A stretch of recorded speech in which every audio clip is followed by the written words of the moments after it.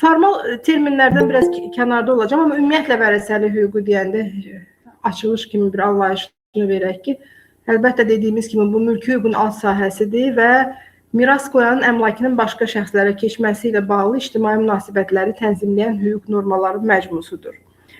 Baxın, sizə indi bir sual vermək istəyərdim uşaqlar. Ümumiyyətlə, bax, elə problemli məsələlərdir. Əslində çox nəzəri bir məsələdir, amma məsələn Rus ədəbiyyatında bununla bağlı maraqlı bir mübahisə gedir. Düzdür, təcrübəyə onun bir xüsusi təcrübə üçün bir anlam daşımır, amma belə nəzəriyyəçilər arasında məsələn bəzən maraqlı mübahisələr olur və Rus alimlərinin arasında görmüşəm mübahisə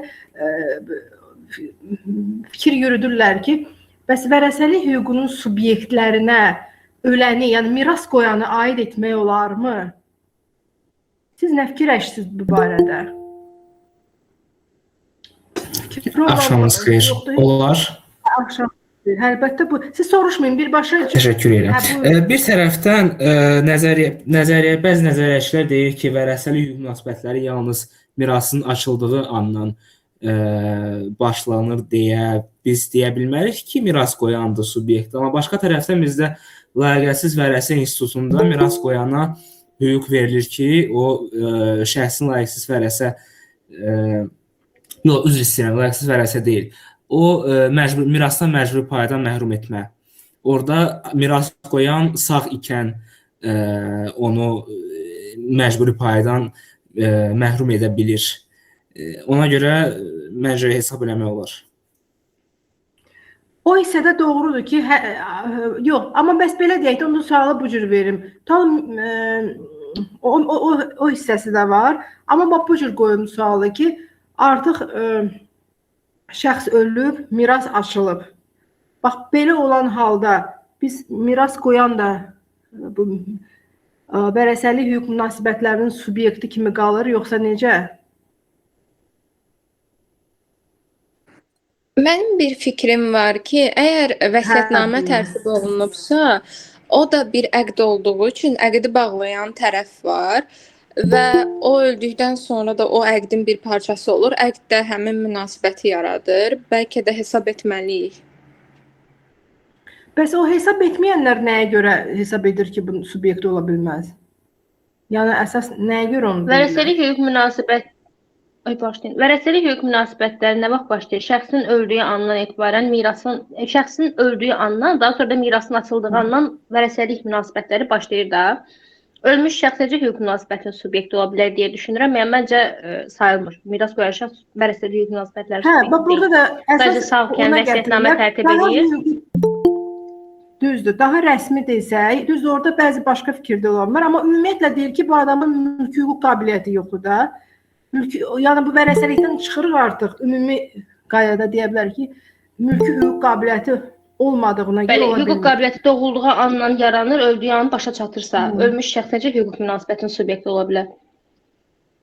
Düzdür. Ona görə birinci başlayır əlbəttə burada, amma istənilən halda olmaya bilər. Amma bəzi alimlər deyir ki, bəzən hüquq real faktların qabağında kənar qalır, burada elə hər şey miras qoyandan başlayır falan, amma yenə də ümumi deyəndə əlbəttə deyirlər mülki hüquq qabiliyyəti olmayan şəxs hansısa bir münasibətin tərəfi ola bilməz. Amma yenə də biz gərək miras qoyana deyək ki, miras qoyan kimlərdir? Özünüz də bilirsiniz ki, bu fərqi yoxdur. Bizim vətəndaş da ola bilər, xarici vətəndaş da ola bilər, tutalım, vətəndaşlığı olmayan şəxslər ola bilər, bunun dəxli yoxdur.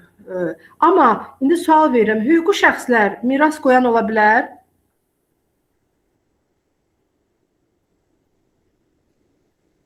Hə, uşaqlar. Hüquqi şəxsin varislik məsələsi var idi ki. Mən bilmirəm, bəlkə biraz tək tələbələr deyil, auditoriya, ona görə ümumi uşaqlar deyirəm, üzrü sayın, mən bilmirəm indi dəqiq auditoriya kimdən ibarətdir, amma bilirəm ki, əsas tələbələrdir. Hə, ona görə ümumi sizə uşaqlar deyərək müraciət edəcəm, buyurun. Hüquqi şəxsin əmlakının varislik qaydasında hüquqi şəxsə aidiyyəti olan şəxslərə keçməsi ola bilər vərəsəlik münasibətləri? Mən sizdən sual soruşuram da, sizcə miras qoyan hüquqi şəxs ola bilər? Ola bilər. Əslində hüquqi şəxsin təşkili forması dəyişəndə, məsələn, bölünəndə ya birləşdiriləndə, parçalananda və s. ayrılanda daha doğrusu, onun əmlaki varislik qaydasında digər hüquqi şəxsə keçə bilər. Başqa fikirdə olan var? Kim ki deyir ola bilməz. Məncə onun vərəsəlik hüququna aidiyyəti yoxdur, çünki orada korporativ hüquqa aiddir o. Yəni ya yenidən təşkil olunursa, onun əmlaki aktivləri keçir yenidən təşkil olunmuş hüquqi şəxsə, ya da ki ləğv olunursa, o rus dilində likvidasion asad deyilən bir əmlakdır da, o da bölünür təsislər arasında, payçılar arasında. Tərsilə deyirik miras qoyanın. Yəni bu ancaq fiziki şəxs ola bilər. Və bu vərəsəlik hüququnu məhz ölənin miras qoyanın əmlakının başqa şəxslərə keçməsi ilə ictimai münasibətləri tənzimləyir. Hüquqi şəxs ölmür də, ləğv edilə bilər, talım ləğv edilməsə belə qoşula bilər, digər yenidən təşkil oluna bilər filan və bununla da bağlı ayrıca mülki məcəllənin hüquqi şəxslərlə bağlı hissəsi bu münasibətləri reqlament edir. Amma vərəsəlik hüquqi hissəsi yalnız və yalnız miras qoyan ancaq fiziki şəxsin ölümü ilə başlayır və ölənin adı ilə belə deyək də, bu elmi ilə ədəbiyyatda götürək, ölənin əmlakının başqa şəxslərə vərəsəlik keçməsi ilə bağlı ictimai münasibətlərdir. Ona görə əlbəttə, bəs yaxşı onda sual verim, vərəsə hüquqi şəxs ola bilər sizcə? Miras qoyan ola bilməz. Miras qoyan yalnız Məncə ola bilər. Bəli, bəs vərəsə ola bilər, bəli. Çünki nəyə görə ola bilər? Biraz hüquqi belə Həm hüquqi şəxslər, həm də fiziki şəxslər mülki hüququn subyektləri olduğu üçün onlar da vərəsəlik, yəni məncə o səbəbdən.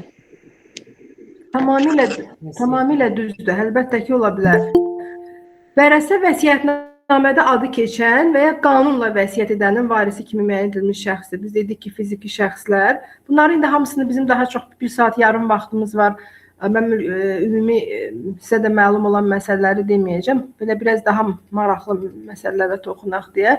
Dediyimiz kimi, amma fərq yalnız nədədir onda? Bircə onu deyək ki, fiziki şəxslər həm qanun üzrə ola bilərlər, həm vəsiyyət üzrə. Amma hüquqi şəxslər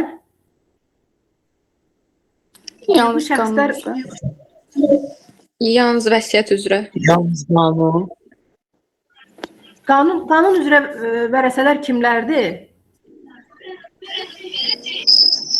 Qohumlar, nikahdan sonra Yalnız və yalnız mülki məcəllədə nəzərdə tutulmuş o 5 növbəli olan həmin o qohumluq dərəcəsi 5 dərəcədə müəyyən olunub fiziki şəxslər. Ona görə hüquqi şəxs əlbəttə ki, qanun üzrə vərəsə ola bilməz. Yalnız vəsiyyət üzrə ola bilər. Ona görə hüquqi şəxs əlbəttə ki, vərəsə ola bilər, amma fiziki şəxsdən fərqli olaraq həm qanun, həm vəsiyyət üzrə yox, yalnız və yalnız vəsiyyət üzrə ola bilər. Deməli,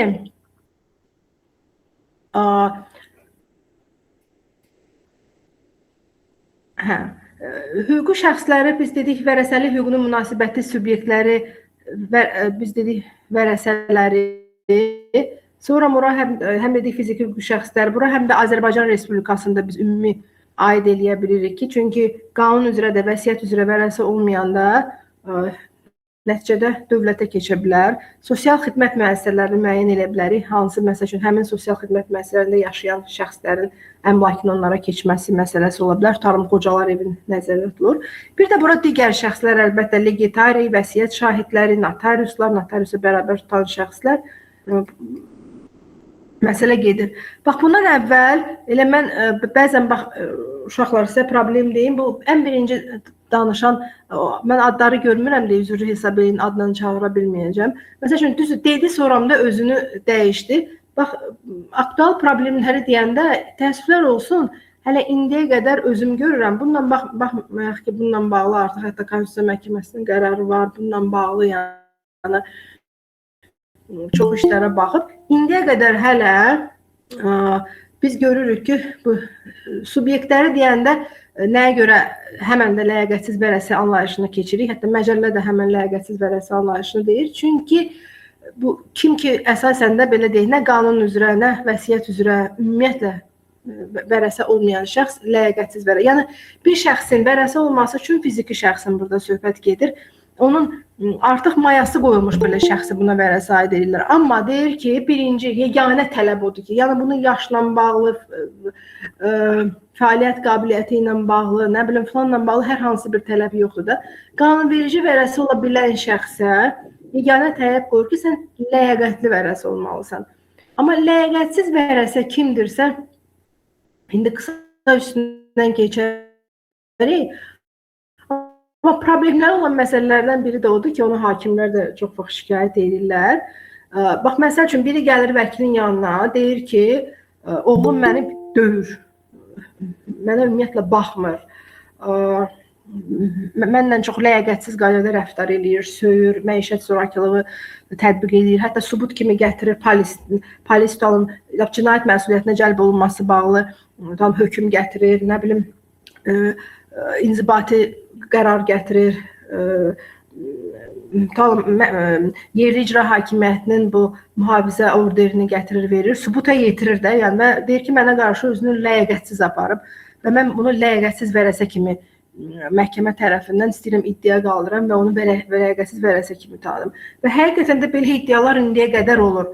Amma sizcə, bax elə bu məsələyə toxunmaq istəyirdim, miras qoyacaq şəxsdə yanım tutalım, çünki məcburi pay institutunda bilir ki, tutalım oğludur, qızıdır, var, amma adam konkret olaraq deyir ki, mən öz sağlığımda həmin şəxsi ləyaqətsiz vərəsə elan etmək istəyirəm.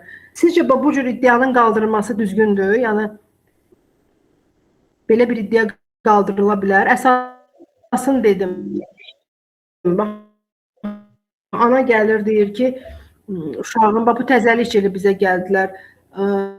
Gəldi, dedi ki, hətta qaldırmışdılar, böyür, çox pis, belə deyək, nalayiq davranır və anası da ləyaqətsiz vərəsə hesab edilməsi ilə bağlı iddia qaldırıb. Siz necə düşünürsünüz? Bundan bağlı bu cür iddia verilə bilərmi? Düzgündür? Bəli, məncə düzgün. Düzgün olmayan kimsə izah eləyə bilər, niyə düzgündür? Bundan əvvəl ən birinci danışan oğlan dedi, sonra da tez özünü belə deyək də, tez dediyini düzəltdi, dedi ki, yox, məcburi paydan məhrum etməklə bağlı. Toxundunuz o məsələyə. Kim belə rahat? Məncə düzgün deyil, çünki həmin şəxs öləndən sonra digər vərəsələr ona qarşı iddia qaldıra bilər, ləyaqətsiz vərəsə olmasına bağlı. Çünki şəxs sağlığında bu iddianı qaldırmaq kimi subyektiv hüquqa malik deyil. Bir o, ikinci hal nədir? İkinci hal hansı ləyaqətsiz vərəsəlik institutunu bir növ fərqləndirir. Məsəl üçün, məcburi Yalnız məhkəmə tərəfindən. Məcburi paydan məhrum etmə Amma yaşayan var. məcburi paydan da yalnız və yalnız məhkəmə ümumiyyətlə vəsiyyətnaməsi ilə də talım kimisə məhrum edir. Necə məcburi pay əlbəttə istisna olmaqla, amma və yaxud məcburi pay olmayan şəxsləri məhrum. Amma qalan məcburi payda bu ləyaqətsiz vərəsənin elan olunmasıdır. Siz də bilirsiniz ki, bu ancaq məhkəmə qərarından ola bilər. Amma bax, birini tamamilə düz dedi ki, bunu miras qoyan iddianı qaldırmaya bilər. Və adamlar da gəlir, siz də indi inşallah vəkil olanda falan izah eləyə bilmirəm də, başa salıram. Deyirəm, iddian düzgün qoyulmur. Bax, gəlmirsən apellyasiya şikayəti verməyə, hakim haqlı olaraq rədd edib. Çünki sən ləyaqətsiz vərəsə iddia qaldıra bilməzsən. Bir, ləyaqətsiz vərəsə barı iddia qaldırıla bilər, yalnız digər vərəsələrlə, yəni ölən şəxs tərəfindən qaldırıla bilməz. Digər vərəsələrdən, amma indi belə sual verim. Məsəl üçün, adam ölüb, mən qonşusuyam. Mən hesab edirəm ki, bu sağlığında anasına qarşı çox pis rəftar eləyirdi. durub onun ləyaqətsiz vərəsəsi ilə bağlı bir iddia qaldıra bilərəm, ləyaqətsiz vərəsə olduğundan bağlı. Yox, çünki nəyə görə? Bunu ancaq qaldıra bilər vərəsələr, hansı ki, həmin şəxs vərəsələr siyasından çıxsa faydalanacaqlar. Məsələn, mən 2 bacıyıq, Sevinç, Tutalım, Sevda. Sevda ləyaqətsiz vərəsə elan olunsa, Sevincin payı nə olacaq? Artacaq. Artacaq, ona görə Sevinç Sevdana ləyaqətsiz vərəsə elan ola bilər. Amma məsələn, Sevinç bu iddianı qaldırmır, birinci növ vərəsədir, digər ikinci növ vərəsə var. O durur, qaldırır ki, mən Sevdanı ləyaqətsiz vərəsə hesab edirəm. Bu qaldıra bilməyəcək, çünki sənə zaten heç nə qalmır axı. Sevda belə deyək, ləyaqətsiz vərəsə hesab olunsa, birinci növ vərəsə Sevinç var. Bu kim ki faydalanacaq? Salın vərəsəlik hüququnu yəqin ki keçən belə deyək də keçən şəxslər var. Üçüncü hal hansıdır? Bilən var? Üçüncü halda odur ki, ləyaqətsiz vərəsə sən məsəl üçün o əsasla qaldıra bilməzsən ki, tutalım, mən Sevincəm, deyirəm ki, Sevda bacımdır. Sevda vaxtı ilə anamızı döyürdü, söyürdü, məişət zorakılığı məruz qoyurdu, nə bilim, ləyaqətsiz övladı idi. Ona maddi, özü çox imkanlı adam, ona maddi kömək eləmirdi. Belə əsasla mən ləyaqətsiz vərəsəliklə bağlı iddia qaldıra bilərəm. Çünki bir bacı digər bacısına qarşı. Qaldıra bilmərəm. Çünki nəyə görə? Düzdür, əlimdə lap sübutum da ola bilər. Amma belə bir hal olsaydı, onda və yaxud belə deyək də, bu miras qoyan özü sağlığında, əgər həqiqətən belə bir hal olsaydı və yaxud belə bir haldan əziyyət çəkmiş olsaydı, qanunverici ona ixtiyar verir ki, sağlığında bu cür əsaslarla məcburi paydan məhrum etmək və yaxud da heç belə deyək də, ümumiyyətlə vərəsəlikdən onu vərəsə olmaq hüququndan məhrum edə bilərsən. Elə bax o əsaslarla. Amma adam özü ölübsə, digər vərəsələri isə artıq qanunverici məhdudlaşdırır əsasları. Yalnız və yalnız xüsusi əsas olduqda sən durub digər vərəsəni bir növ sıradan çıxarda bilərsən. Və bunu yazır ki, miras qoyanın son iradəsini həyata keçirməsinə qəsdən maneə törətmiş və bununla da özünün və özünə yaxın şəxslərin vərəsəliyə çağırılmasına və miras paylarının artırılmasına kömək göstərmiş şəxs və yazır, vəsiyyət edənin vəsiyyətnamədə ifadə edilmiş son iradəsinə qarşı qəsdən cinayət və ya digər əxlaqsız hərəkət törətmiş şəxs. Deməli, ləyaqətsiz vərəsə ancaq o şəxsdir ki, hansı ki, yalnız və yalnız miras qoyanın son iradəsi əleyhinə çıxış eləyib. Yəni, tutalım, adam anasını sadəcə gedib, nə bilim, içki içib gəlib döyürmüşsə, anasına baxmırmışsa, tərbiyəsizlik etmişsə, əxlaqsız hərəkətlər etmişdirsə, bu adam ləyaqətsiz vərəsə deyil. Ləyaqətsiz vərəsə yalnız və yalnız miras qoyanın son iradəsi həyata keçirilməsi ilə bağlı olan bir hallardır. Bir də vəsiyyət edənin vəsiyyətnamədə ifadəsi edilmiş iradəsinə qarşı və əxlaqsız hərəkət də yalnız bu vəsiyyət edənin vəsiyyətnamədə ifadə edilmiş son iradəsinə qarşı yönləndirilməlidir. Yəni, burada ümumən elə hər hansı bir əxlaqsız hərəkətdən söhbət getmir. Bax, mübahisəli hal deyəndə mən deyim sizə, buyur. Bəs şəxsin öldürülməsi, əgər o son iradəsinə qarşı deyilsə, vəsiyyət motivi ilə öldürülməyibsə, hər hansı bir əmlak almaq motivi ilə öldürməyibsə, amma yenə də onun qarşı cinayət törədir də. Bu da hesab olunmalı deyil, ləyaqətsiz vərəsə kimi. Bununla bağlı Ali Məhkəmədə işlər çoxdur və Konstitusiya Məhkəməsinin plenum qərarında da çox da aydın təsvir olunmur. Biraz üstü örtülü danışılır da bu mövzuyla bağlı. Ona görə dəqiq müəyyən etmək olmur. Sizin fikriniz nədir bununla bağlı? Mənim fikrim odur, bax, o məşhur iş də var idi, yadınızda bu, bilmirəm o nə oldu, onunla bağlı sonu nə oldu, Əhməd deyilən şəxs var idi, bütün ailəni öldürmüşdü, onun axırı nə oldu. Amma ümumiyyətlə, yəni qanunvericinin belə deyək də, bu konkret müəyyən eləyir ki, o öldürməsi ilə bağlı məsələ sırf ləyaqətsiz vərəsə hesab edilməsi üçün qanun onu konkret yazır ki, miras qoyanın son iradəsi, məsəl üçün adamı öldürürsə ki, yaxşı sualdır əslində. Oradan da elə aktual problemləri, boşluqlardan da biri budur. Bax, konkret adam insanı öldürürsə, sırf ona görə ki, məsələn, ölsün, bu da vərəsi olsun, pulmuna qalsın. Aydın məsələdir ki, burada artıq onun ləyaqətsiz vərəsə kimi hesab edilməsi üçün əsas olacaq və o 5 növ vərəsədən biri o iddianı qaldıra bilər. Məsəl üçün, birinci yoxdur, ikinci qaldırar, ikinci yoxdur, kimlər qaldıra bilər və nəticədə heç kəs olmadı, bu əgər dövlətdə keçəcəksə, belə olan halda da qaldırıla bilər. Amma bax, tutalım, yaxşı sualdır ki, söhbət ondan gedir ki, mən onu sırf ölsün, mənə əmlaki qalsın deyə yox. Nə bilim, gedib içki içmişəm, dalaşmışıq, dalaşanda götürüb həmin şəxsi, belə deyək də, öldürürəm. Belə olan halda bəs məsələ nə olsun? Ondan onun belə deyək də vərəsə kimi qalması da bir növ ədalətsizlik olur. Amma konkret olaraq ləyaqətsiz vərəsə ilə birbaşa olaraq Konstitusiya Məhkəməsinin qərarında da həmişə qanunvericinin də bax, mən məsəl üçün misalları müəyyən elədim. Qanunverici ümumi yazır, amma konkret olaraq bax, misallar gətirirlər. Ləyaqətsiz vərəsənin hesab edilməsi üçün hansı hərəkətlər? Tutalım, əxlaqsız və yaxud cinayət həddinə də çatmış, tutalım. Vəsiyyətnamənin oğurlanması, məhv edilməsi, saxtalaşdırılması, digər vərəsələri mirası qəbul etməkdən imtinaya sövq etmə, bu məhkəmə təcrübəsindən belə deyək toplanmışam bunu.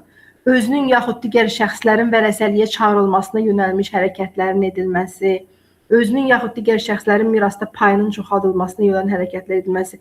Yəni bu adam tək özünün yox, məsəl üçün hesab edir ki, tutalım, digər vərəsələrdən birinin də şəxs paylarına hər hansı bir yönələn hərəkətlər edirsə, yəni bunlarla bağlı budur. Amma tamamilə doğru bax, problemlərdən biri odur ki, ümumiyyətlə vərəsəlik hüququndan məhrum etmə, bunu miras qoyan özü sağlığında eləyə bilərdi də. Amma ləyaqətsiz vərəsəni edə bilər digər şəxslər. Amma orada da konkret olaraq əsasları çox qanunverici dar yazır. Belə də çıxır ki, qanunvericinin deməyindən ki, əgər mən onu sırf öldürmüşəm, belə deyək, bu, yəni, və yaxud mən, məsəl üçün, digər şəxsi öldürürəm ki, məsələn, mən özüm, qardaşımı öldürürəm ki, miras ona qalmasın, mirasın çoxsu mənə qalsın. Belə olan halda digər sağ qalan şəxslər mənə ləyaqətsiz vərəsə elan ola bilər. Amma mənim hərəkətlərim, tutalım, miras qoyanın son iradəsini həyata keçirilməsinə, törədilməsinə yönəlməyibsə, sırf nə bilim dalaşmışıq, hansı bir hərəkət eləmişəm, sırf qısqanclıq zəminindən tutalım, ər-arvadı öldürür. Belə olan halda artıq digər şəxsin, belə deyək də, qanunverici tələbindən ləyaqətsiz vərəsə kimi əsası yaranmır. Bu da əlbəttə ki, görürsən ki, artıq boşluqdur. Çünki müəyyən hallarda bunun vərəsi olması özü ədalətsizdir. Amma miras qoyan da öldüyünə görə, belə deyək də, bu vərəsəlikdən məhrum edə bilən şəxs də artıq yoxdur. Bundan başqa bir də, bax, məsəl üçün, burada problemlərdən biri də uşaqlar, bunu da mən sizə sual verim. Bəzilərində isə qanunverici özü müəyyən edir ki, kimlər vərəsi ola bilməz, konkret olaraq göstərir. Deyir ki, valideyni hüquqlarından məhrum edilmiş və mirasın açıldığı günədək bu hüquqları bərpa edilməmiş valideynlər. Uşaqlarının qanun üzrə vərəsələr ola bilməzlər və deyir ki, miras qoyanın saxlanılması üzrə öhdələrinə qoyulmuş vəzifələrdən qəti sürətdə boyun qaçıran şəxslərdir.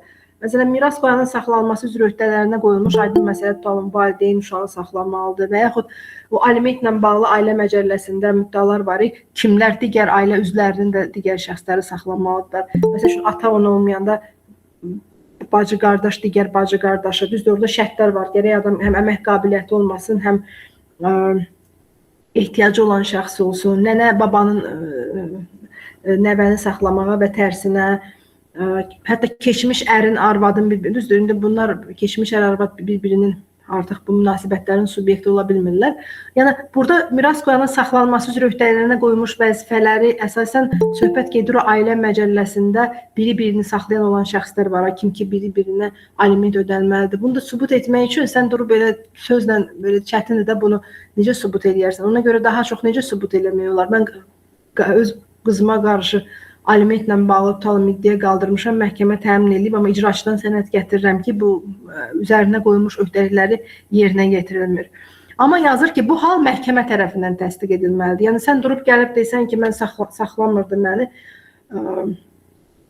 bu özü-özlüyündə məhrum olunmayacaq. Məhkəmə qərarı ilə müəyyən oluna bilər. Sonra bax bu dediyimiz, amma indi sizə sual verim.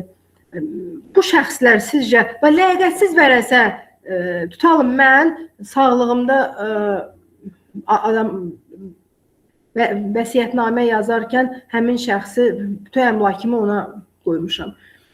Sonradan amma məhkəmə qaydasında tutalım mənim bir oğluma qoymuşam, digər oğlum məhkəmədə onu ləyaqətsiz vərəsə elan edir. Belə olan halda ləyaqətsiz vərəsə ümumiyyətlə nə vəsiyyətnamə üzrə dediyimiz kimi, nə qanun üzrə vərəsə ola bilməz də artıq. Amma bu hallar, sizcə bax tutalım deyək, valideynlik hüququndan adam məhrum olunub. Məhrum olunur, artıq mənim də yetkinlik yaşım çatır, bu bərpa olunmur. Mən vəsiyyətnamə, indi ölüm deyirlər, haqqdır, belə deyək də, indi sıralı ölüm hər dəfə hamıya qismət olunur. Müəyyən qədər də əmlakim var. Vəsiyyət üzrə yazsam ki, məsələn ki, mənim baxmayaraq ki, anam valideynlik hüququndan məhrum olunub, bioloji anam. Amma yenə də mənim ona yazığım gəlir. Mən ölsəm əgər əmlakim, ya onu çox istəyirəm, bağışlamışam. Vəsiyyətnamədə yazsam ki, yaza bilərəmmi ki, ona qalsın əmlakim? Nə fikirləşirsiniz? Nəsə əgər dediyimdə başa... Bəli, əlbəttə ki, mümkündür. Vəsiyyət üzrə hər kəsə vermək olar mirası. Hər kəsə yox, çünki biz dedik ki, hətta vəsiyyətnamədə yazılan şəxs belə var, amma sonradan ləyaqətsiz vərəsə elan olundusa, bunu həmin o vəsiyyətnamə, hətta adam belə deyir, belə deyir, o halı, vəsiyyətnamədə hətta onu bağışladığını da, düzdür, vəsiyyətnamə indi o cür yazılmır, amma yenə də onu yazsa da belə həmin şəxsin onun vərəsəsi olmasını istəsə belə, ləyaqətsiz vərəsə artıq nə qanun, nə vəsiyyət üzrə ola bilməz. Amma bu şəxslərin qanunverici qanun üzrə vərəsəliyinin istisna eləyir. Amma ki, vəsiyyət üzrə əlbəttə ki, bu halların öz-özlüyündə bu halın mövcud olması onu vəsiyyətnamədə vərəsə kimi göstərməsini məhdudlaşdırmır. Deməli, mən indi keçim o birisi slayda. Problemlə bağlı bu yaxınlarda düzdür, elə qanun üzrə vərəsəlik, elə də düzdür, çox yeni bir qətnamə deyil idi, amma maraqlı idi və bununla da bağlı hətta Konstitusiya Məhkəməsi Milli Məclisə bir növ tövsiyə kimi qaldırıb, bax nə ilə bağlı deyəcəm. Mən yadımdadır ki, biz köhnə mən Sovet vaxtı qəbul olan məcəllədə səhv etmirəmsə, onu bilmirəm, amma indi məsəl üçün bir çox ölkələrdə tanımlaq Rusiyanın da ən yaxın bizə qanunverici Rus qanunvericiliyidir. Orada baxıram ki, 8 növbə var. 8 növbə. Amma bizdə cəmi cümlətanı 5 növbədir və xala uşaqları, bibi uşaqları, dayı uşaqları, əmi uşaqları, onlar sağ olmadıqda onların uşaqları. Yəni xala oğlumdan, xala qızımdan, bibi oğlumdan, bibi qızımdan və çox-çox üzr istəyirəm uşaqlar. Bircə dəqiqə.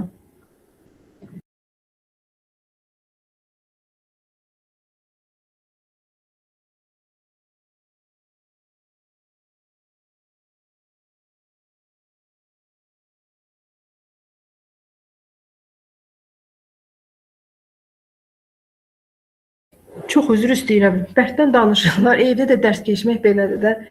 Tök fikrim yayılır. 5-ci növbə ilə bax, xala uşağı, bibi uşağı olmadıqda xala uşağının bibi uşaqlarıyla bizdə bitir. Bu yaxınlarda deyildi bir müəyyən müddət əvvəl, amma maraqlı bir məhkəmə mübahisəsi mənim qabağıma çıxmışdı da. Nöqtəsini ali məhkəmə vurdu. orada deməli adamın xala uşağı, bibi uşağı yox idi, amma yeganə qohumu bu xala uşağı, bibi uşaqlarından biraz daha artıq yadımdan çıxdı kim olurdu. Konkret olaraq qohumudur. Amma bu 5 növbədən biraz kənara çıxan başqa heç kəs yoxdur da. Yəni bunun belə ümumiyyətlə hətta adam müəyyən edir ki, biri var olar ya məsəl üçün ümumiyyətlə gəlib xəbəri olmaya bu barədə falan, amma müəyyən olunmuşdu ki, bunun yeganə sağ qohumu budur. Amma bu da 5-ci növbədən biraz kənar çıxır. Birinci və apellyasiya instansiyası məhkəmələri ədalət prinsipini rəhbər tutaraq bir növ adamın həmin bunun qohumu, hətta onu bilirsiniz nəyi sübut eləmişdi? Sübut eləmişdi ki, adam qocalanda, pis vəziyyətdə olanda buna bu baxıb. Amma indi insandır da, hər kəs özünə ölümü yaraşdırmır və yaxud kiməsə, bir də görürsən yaşlı adama deyirsən ki, bir vəsiyyətnamə yazmaq lazımdır falan, bir hüquqşünas kimi məsləhət görürsən sənə biraz belə bir təhər baxır ki, hə, yəni sən mənə ölümü yaxınlaşdırırsan, elə mən öləcəm. Yəni belə deyək də, insanlar bəzən də ya da hansısa bir vəsiyyətnamə yazsam ölümü yaxınlaşdırım. Yəni şəxsən bunu eşitmişəm, amma insanlardan ona görə bir vəkil kimi deyirəmsə, çox vaxt vəsiyyətnamə tərtib eləmirlər. Yaxud deyirlər, tənbəllikdən getmirlər, falan ölürlər. Bu adam da həm də ona baxmışdı həmin şəxsə. Yəni ona qulluq eləmişdi, baxmışdı. Hətta onun görürsüz vəsiyyətnamə yazılması üçün də həkim lap gələ bilər, notarius evə də gələ bilərdi. Şəxs özü bu barədə təşəbbüs göstərməyib deyə bunu qeyri-etik hesab eləyib ki, vəsiyyətnamə yazmalısan falan. Həm də yəqin bilməyib də, elə bilib ki, yeganə qorxmudursa deməli elə vərəsə də bu olacaq. Birinci, ikinci instansiya məhkəməsi ümumi hansısa prinsiplərdən, ədalət falan bir axırda qərar qəbul edirlər ki, bunu vərəsə kimi hesab edirlər. Amma ali məhkəməyə gələndə sizcə bu məsələ nə olar? Bax, əgər qanun üzrə vərəsəlik zamanı növbəlik belə olmalıdır. Məhkəmə nə edə bilər burada?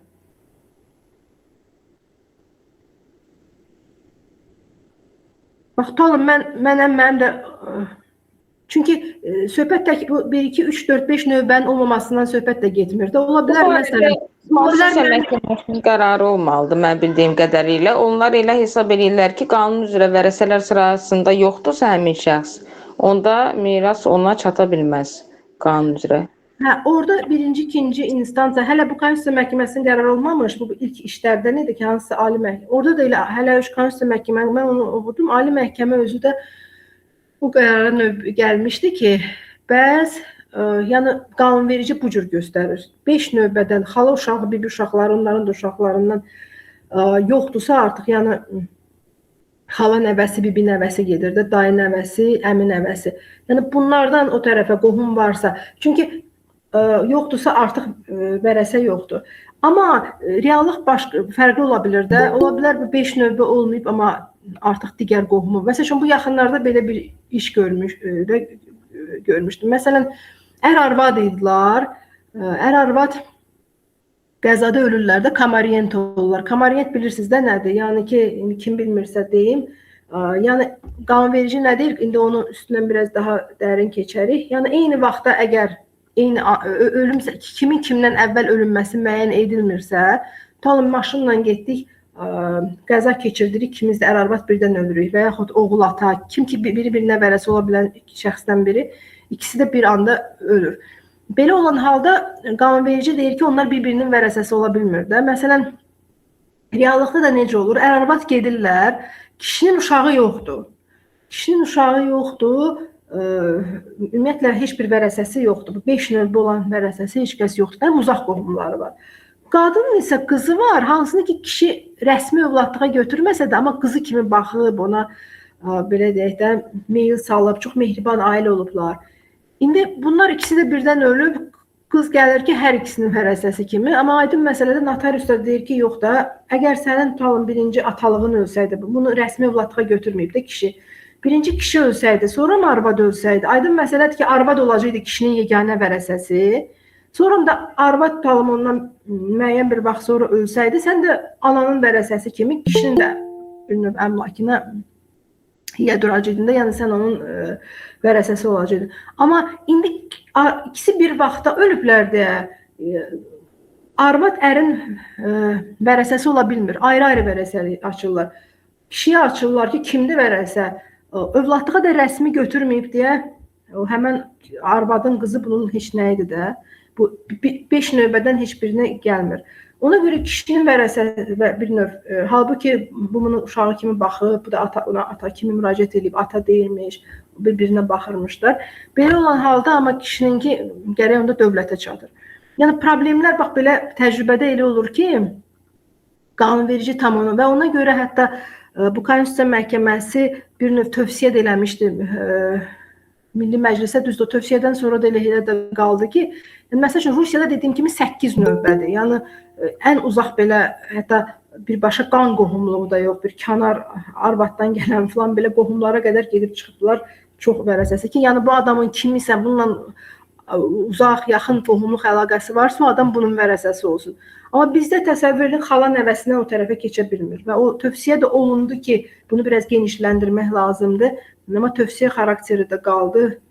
Amma düzdür, mən eşitdim ki, o dəfə bir keçmiş hakimdən, Ali Məhkəmənin hakimindən eşitdim ki, bu vərəsəlik institutuna bağlı xeyli qanunvericilik dəyişikliklər gözlənilir. İnanıram da ki, bu əslində bu 5 növbə çox dardır da. Bax, dediyim kimi, orada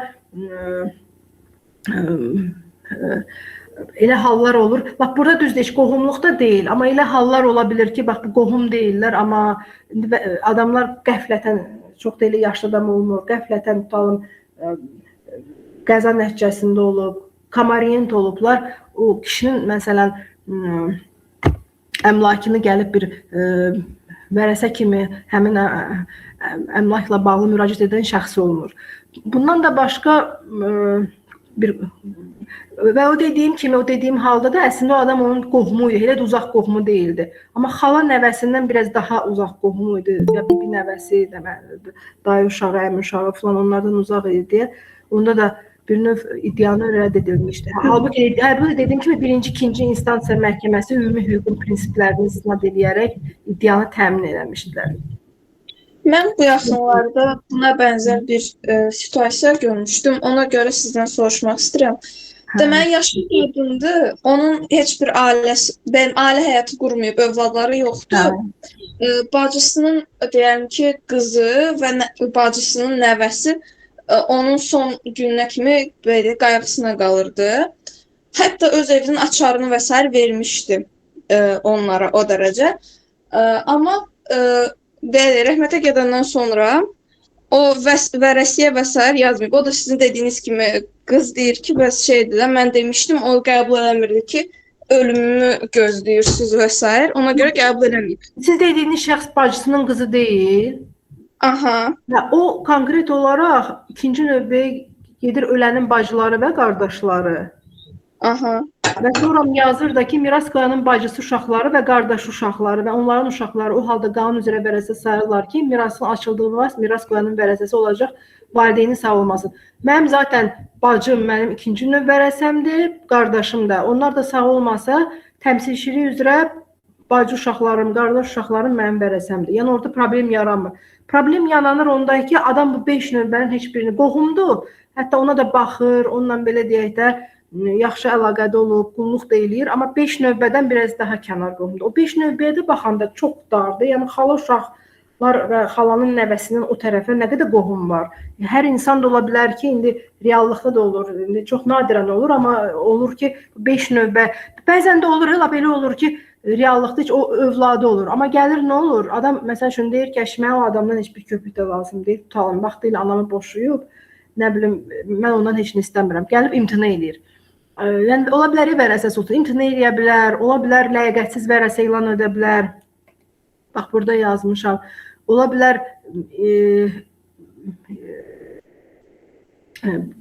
bu və halla bağlı vərəsələri olsa belə, amma tutalım da adam gəlir özü imtina edir. Belə olan halda 5 çox dardır və onun qanunvericiliyi əlbəttə ki, genişləndirməlidir. Bizdə ən dar olan, bir də ki, bax, fərqli nədədir? Məsəl üçün, mən bir dəfə türk bir vəkili ilə danışırdım.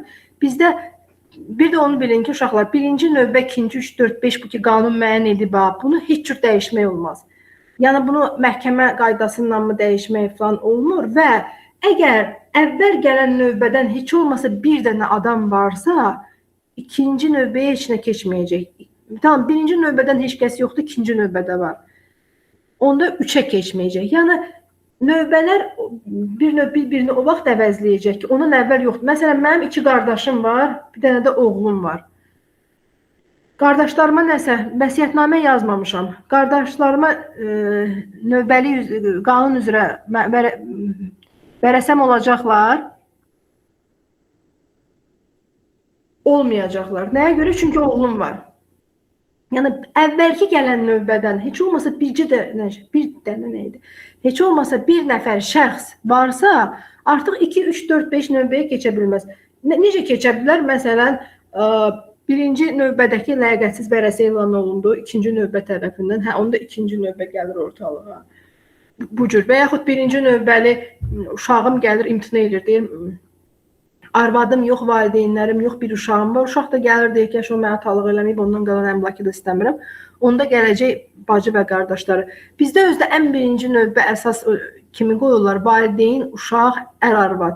Amma məsəl üçün, çox maraqlıydı, mən bəzən sıralanmalara baxırdım. Tamam, türklərdə valideyn ikinci növbə rəsədir. Valideyn birinci növbədə getmir. Amma bizdə birbaşa olaraq elə uşaqla, arvadla bir yerdə də valideyn gedir. Bunlar da bu vərəsəliklə bağlı. Bir də uşaqlar, bəzi problemli məsələlər deyəndə nəyi də bilməlisiniz? Bu irsi transmissiya deyilən anlayışdır. Bir də təmsilçilik. Təmsilçilik nə deməkdir? Bax, təmsilçilik odur ki, məsələn, mənim birinci növbərəbəm kimdir? Uşağım. Amma yazır ki, əgər mənim nəvəm, nəticəm o zaman birinci növbərəsə sayılır ki, onun valideynləri sağ olmasın. Tamam, mən sevincəm, mənim uşağım olur, onun da nəvəm olub, tutalım, onun da uşağı olub, qızımın qızı tutalım olub. Əgər mənim qızım məndən əvvəl ölübsə, üzr istəyirəm, biraz çaşdırdım. Mən ölmüşəm, məndən sonra qızım əvvəldən ölüb və mən də ölürəm. Belə olan halda nəvəm var. Artıq nəvəm təmsilçilik üzrə elə bir növ öz, belə deyək də, anasını təmsil edərək mənim birinci növbərəsəm nəvəm olacaq. Bu hissəsini başa düşdünüz, yoxsa biraz axşamda orada da səs gəlir, mən biraz fikrim dağılır, üzrə hesab edin. Qonaqlarımız gəlib ona görə. Düzgün izah eləyə bildim. Yəni deyir ki, ölənin nəvələri, nəticələri birinci növ o qədər vərəsə olur ki, məsəl üçün, nəvənin anası, atası, mənim talımda qızım. Qızım yoxdursa, mən ölmüşəm, məndən də əvvəl mənim qızım ölüb. Mən də ölürəm, mənim vərəsəm artıq nəvəm olacaq. O təmsilçilik üzrə bir növ öz talımı deyək ki, anasını təmsil edib mənim vərəsəm olacaq. Təmsilçilik üzrə vərəsəlikdə uşaqlar yalnız və yalnız qanun üzrə vərəsəlik məsələlərində çıxır. Bu vəsiyyət üzrə vərəsəlikdə çıxmır. Və kimlər ola bilərsə bu təmsilçilik üzrə mülki məcəllədə o növbəli maddəsində göstərilir. Baxın, konkret olaraq birinci növbədə var. Yazır ki, bu slaydları istəsəz lap sizə Pəri xanımgilə verərəm ya Əsmər xanımgilə sizə göndərərlər. Təmsilçilik hüququ üzrə vərəsəlik, baxın, birinci növbədə göstərir. Sonra ikinci növbədə də göstərir. Yazır ki, bacı qardaşlar əgər özləri də olmasa onların uşaqları olacaq vərəsə. Sonra üçüncü növbədə də göstərir və beşinci növbədə də göstərir. Yəni təmsilçilik üzrə yazır ki, məsələn, filan kəsdir, mənim bacımdır vərəsəm. Bacım olmasa, bacımın uşaqları həmin o elə bir bacımı təmsilçilik üzrə vərəsələr olacaqlar. Bir də var, irsi transmissiya var, təmsilçilik üzrə vərəsəlik var, irsi transmissiya. Kim izah edə bilər fərqini? Əgər kim keçibsə, oxuyubsa bu barədə, irsi transmissiya ilə təmsilçilik üzrə vərəsəlikdə fərqlər nədədir? İrsi transmissiya isə nə deməkdir? Deyir ki, vərəsə miras açıldıqdan sonra ölür. Bax, tutalım, mən sevincəm. Mən ölürəm. Mənim də talım Sevda adlı qızım var. Mən ölürəm. Məndən talım 10 gün sonra Sevda ölür. Sevdanın da qızı talım Solmaz var. Bu gedib qəbul etməmiş ölür də. Yəni nə faktiki, nə notariusa müraciət eləyə bilmir, öldü. Belə olan halda mənim əmlakım keçəcək kimə?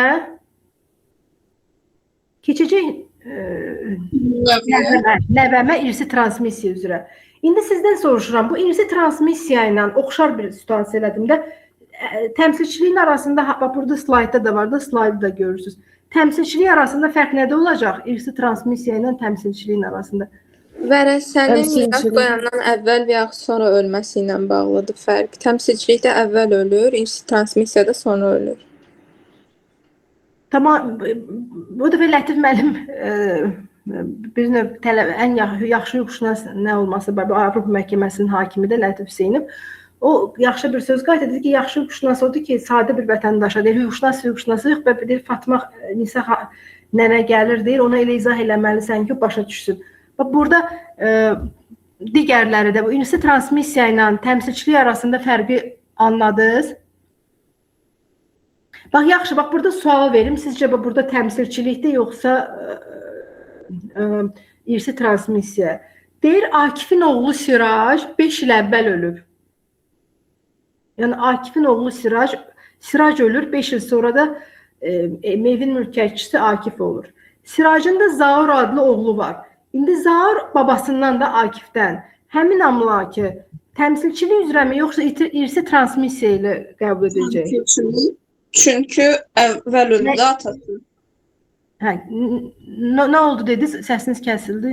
Təmsilçilik üzrə olub. Çünki atası əvvəl ölüb, sonra babası ölüb. Atası olmadığına görə buna keçib. Kim fərqli fikirləşir?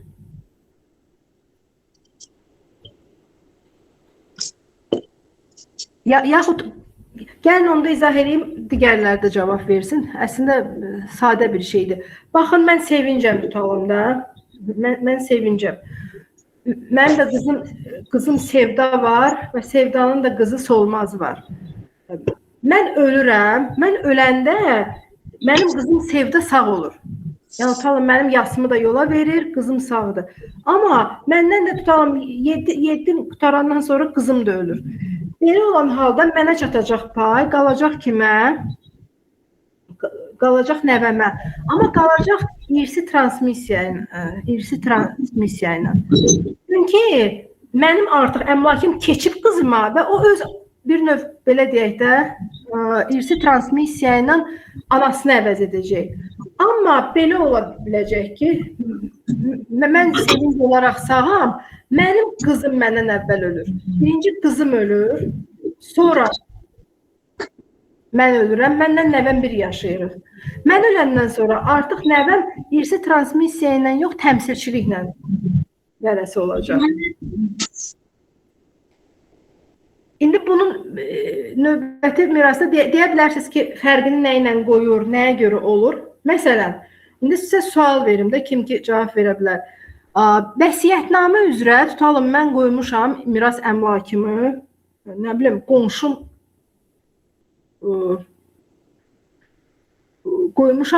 Leylaya, xoşum gəlir. Demişəm ki, oğlum mənə baxmırdı falan, indi məcburi pay hissəsini hələ sona qoyaq. Mən götürürəm, yazıram ki, Leylaya qalsın, Leyla yaxşı insandır. Leyla məndən əvvəl ölür. Tutalım, Leyla ölür, ondan tutalım da bir neçə gün sonra mən ölürəm. Amma Leylanın da qızı var.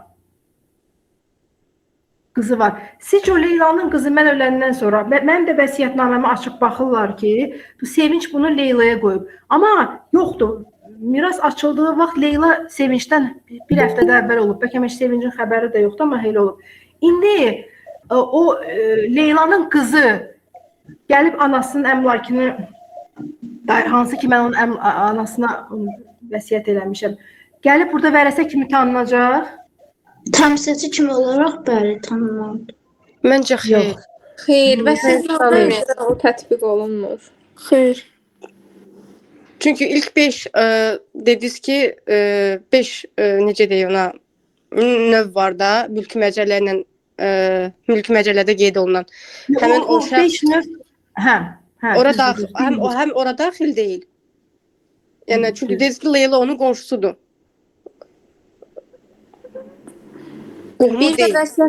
Deməli düzdür. Deməli sualın bir cavabı o da oldu. Qanun üzrə həm ona görə olmur ki, dediyimiz kimi nəyə görə bunu fərqləndirir deyə bilərsiniz ki, əş nəticədə yenə də məsəl üçün də mən dediyim də solmaza qalır da. Bunu niyə biz ayrı edirik? İrsi transmissiya və yaxud təmsilçilik.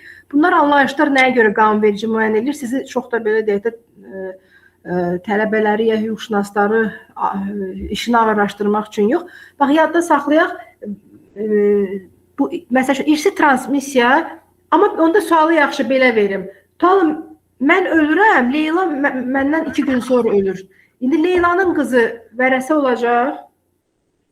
Xeyr, çünki vəsiyyətnamədə kimin adı konkret göstərilibsə odur vərəsə.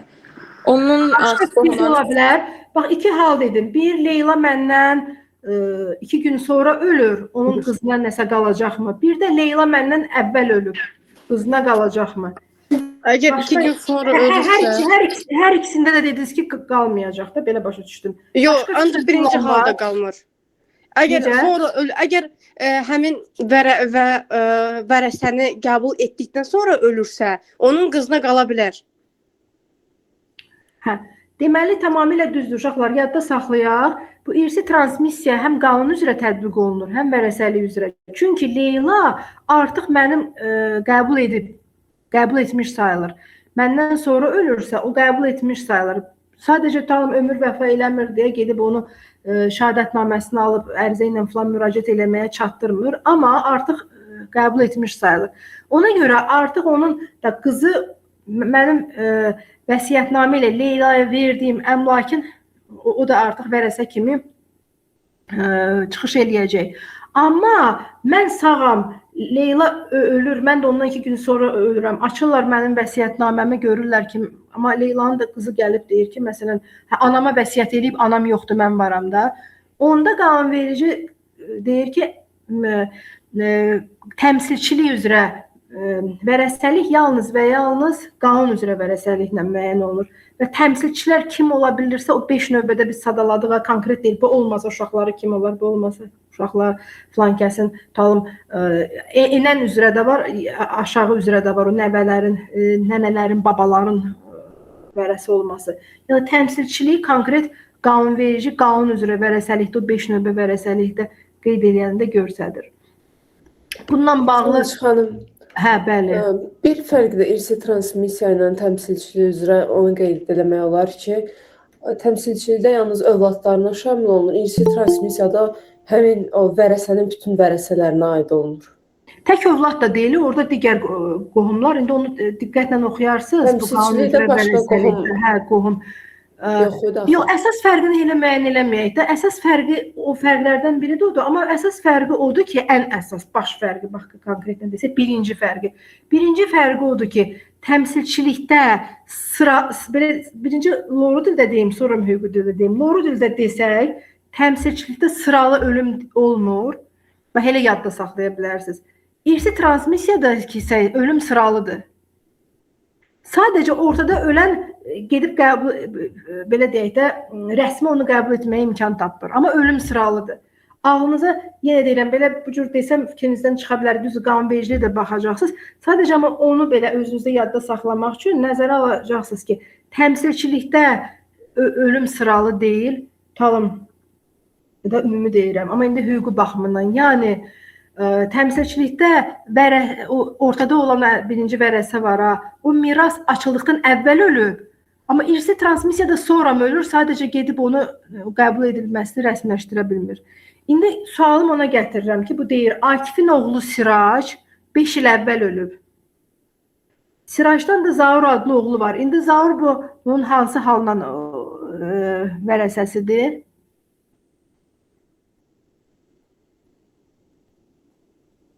Təmsilçilik. Tamamilə düzdür, təmsilçilikdir. Belə sadə baxsaq görürük ki, sıralı ölüm deyil də, bir növ, yəni ən sadə şəklində baxsaq, amma ümumən qanunvericiliyin tələblərinə baxırıq ki, Sirac Akifdən əvvəl ölüb deyə Zaur Akifin təmsilçiliyi üzrə idi. Yox, Akif ölsəydi, Sirac da ondan 3 gün sonra ölsəydi, onda Zaur irsi transmissiya ilə bağlı onun vərəsəsi olasıydı. Amma əgər bu vəsiyyətnaməyə yazsaydı, vəsiyyətnamədə artıq təmsilçilik yoxdur deyə vəsiyyətnamədə şəxs ölübsə, ondan bitir. Onun vərəsələrinə artıq keçmir. Fərq də bundan odur vəsiyyətnamə üzrə, qanun üzrə vərəsəlikdən. Amma yox, irsi transmissiya halı varsa, məsəl üçün vəsiyyət edən ölür, kimə ki vəsiyyət edib o sağdır. Amma o da ondan tutalım 5 gün sonra olur. 5 gün sonra öldüyünə görə onun artıq uşağı irsi transmissiya ilə həmin o vəsiyyətnamədə göstərilən əmlaka dair vərəsə kimi çıxış edə biləcək. Bununla bağlı bəzən vəkillər filan tərəfindən də çaşdırılır. Ona görə bunun üstündə biraz durdum. Bununla bağlı bir sualınız yaxud qaranlıq qalan məsələ var. Vəsiyyət üzrə vərəsəlikdən elə bir ki, tam hər şey nə hədidiniz, nə yox dediniz. Sualınız var? Olar bir sual soruşum. Əlbəttə, bəli. Burada qulaq asanda bir şey maraqlı gəldi. Deyək ki, mülk üzərində bir neçə vərəsə var, hüquqları var da. Amma bu vərəsələrdən biri 5-ci növbələrdən ilk növbələrdə gəlir də. Sonrakı növbələrdən birinin vərəsəliyini vəsiyyətnamə ilə ləğv eləyə bilər.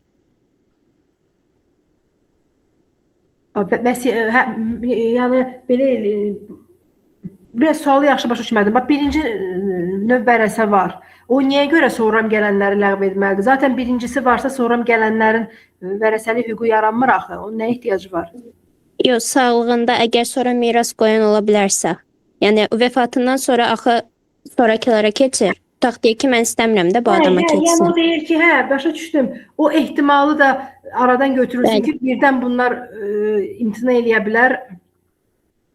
O birisləri isə mən məhrum edə bilirəm. Bax, elə ona gəlirik vəsiyyət üzrə vərəsəlik. Vəsiyyət üzrə vərəsəlikdə göstərir ki, nə edə bilər, həmçinin də vəsiyyətdən məhrum edə bilər və hətta belə bir cümlə işlədir mülki məcəllə. Yazır ki, miras qoyan bunu əsaslandırmağa da borclu deyil.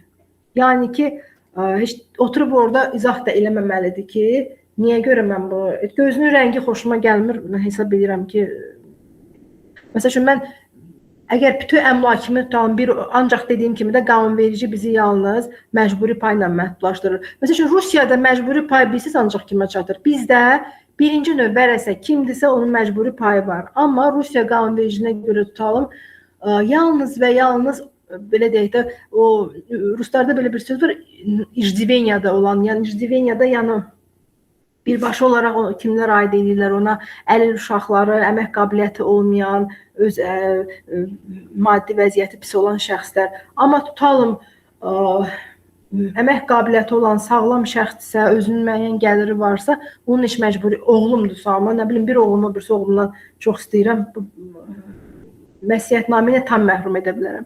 Amma mən hesab edirəm, bizdə daha doğrudur. Əsas da bilsiz nədən gəlir. Bizdə insanlar bir də görürsən, əsas bu ayrı seçkili övladlar arasında nə vaxt olur? İkinci nigaha daxil olur.